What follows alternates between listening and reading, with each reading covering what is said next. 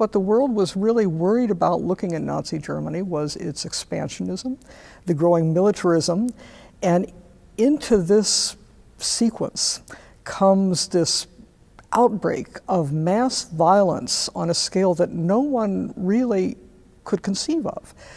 Thousands of businesses and synagogues and homes destroyed, 91 people literally beaten to death on the street, 30,000 Jewish people in the aftermath of that arrested and taken to concentration camps. It was a shock in Germany itself. This was the point at which a lot of people closed their windows, closed their curtains, if you will.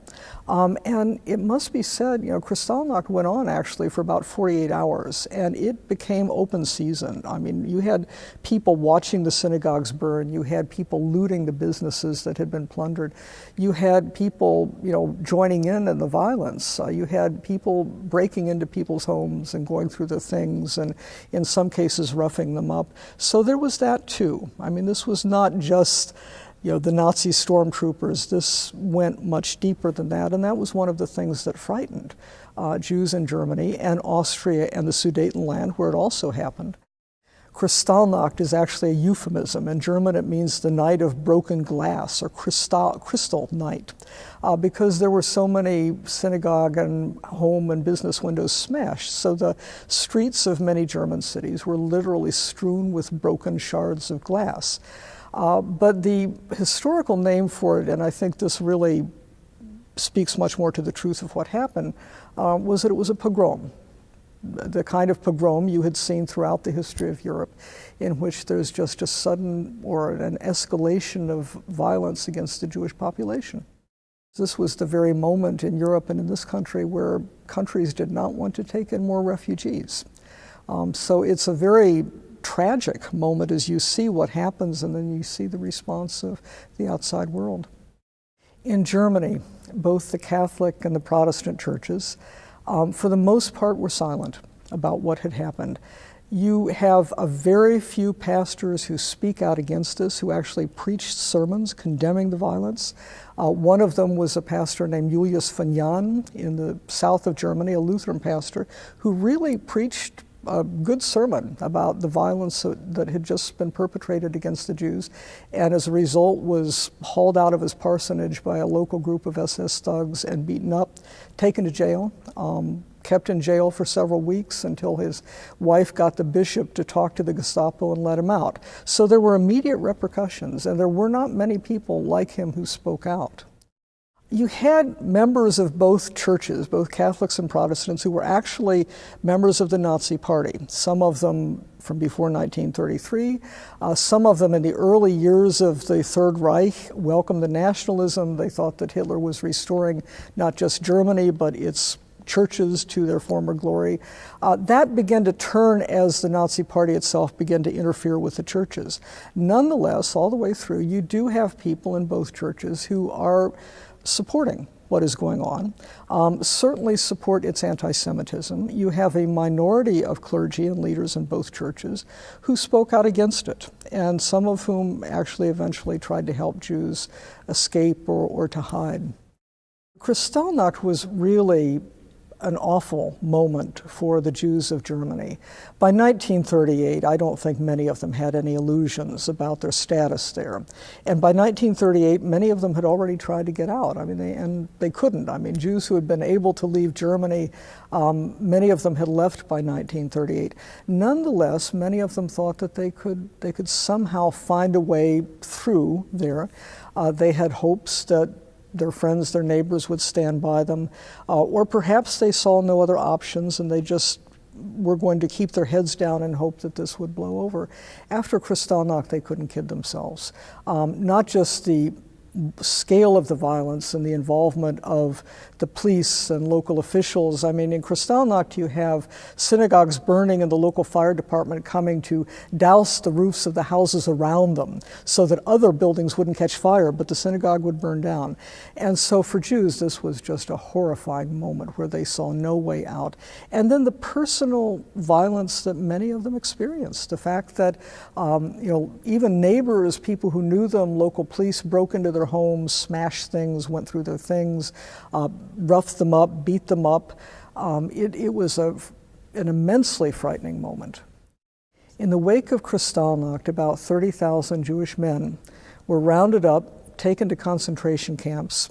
Most of them were released after about 4 to 6 weeks, but only after they had to sign something that said that they wouldn't talk about it. And they had to turn over their worldly possessions. They had to turn over their bank accounts. They had to pay something to get out of the concentration camps. In fact, one of the things, the Nazi government did was levy a reparations bill against the German Jewish community because they blamed them for the violence. And they said, we've got this huge cleanup job to do. You'll have to pay for it. So about 400 million marks were actually levied against the Jewish community. So this was putting the screws on that community at every level you can think of. You actually did have a public outcry in the United States after Kristallnacht. You had leaders of both the Catholic and the Protestant churches speaking out. In fact, there are several national radio broadcasts by leaders of both churches who condemned what had just happened in Nazi Germany. And some of them went on then to actively work to change immigration law in this country. The most prominent immigration law that came out of this was the Wagner-Rogers bill, which was designed to allow about 20,000 children into the United States, and that was defeated in February of 1939. And that shows you that even 20,000 children couldn't get into this country. There was no interest in letting down those barriers. America was heavily isolationist still. You still had the aftermath of the Depression. You had economic situations in this country where people didn't want to let in more immigrants. Anti-Semitism played a role. So there were a variety of factors that made people turn away from actively helping the Jews just as they really needed the help the most. There was a huge rally in Madison Square Garden. You had a national radio broadcast by a group of Catholic bishops. You had a similar broadcast by the Federal Council of Churches that included speakers like Herbert Hoover and Al Landon. So you had political leaders as well as church leaders condemning the violence in Nazi Germany and saying that this country should do something. I mean, these broadcasts were not just protests, they were intended to galvanize public opinion. And so you've got this moment of outrage, and then within weeks it begins to dissipate.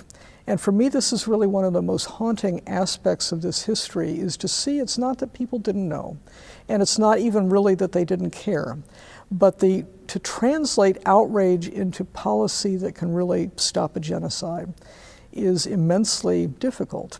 I mean, we know this today from what happened in Rwanda. We still don't know how to do it. But Kristallnacht shows that people didn't know how to do it then either. And when you look several years later at millions of people being taken to their deaths, it just shows you how high the stakes were at that particular moment. Kristallnacht is, I think, one of the most important anniversaries from the Nazi era, in that it is one of those galvanizing historical moments in which you can see lots of things. You can see the escalation of Nazi violence against the Jews and the fact that they really meant business, that they really did mean to eradicate Jews from German life, however they could. It's a moment for the victims of the Holocaust that they look back at and they see the possibility that perhaps the world could have responded differently. Something could have been done after people saw this abroad to help get Jews out of Germany. And I think for the world, because this is, a little over a year before World War II actually began, that people look at this anniversary and they see a possibility to intervene before the war began that perhaps could have turned the course of history differently.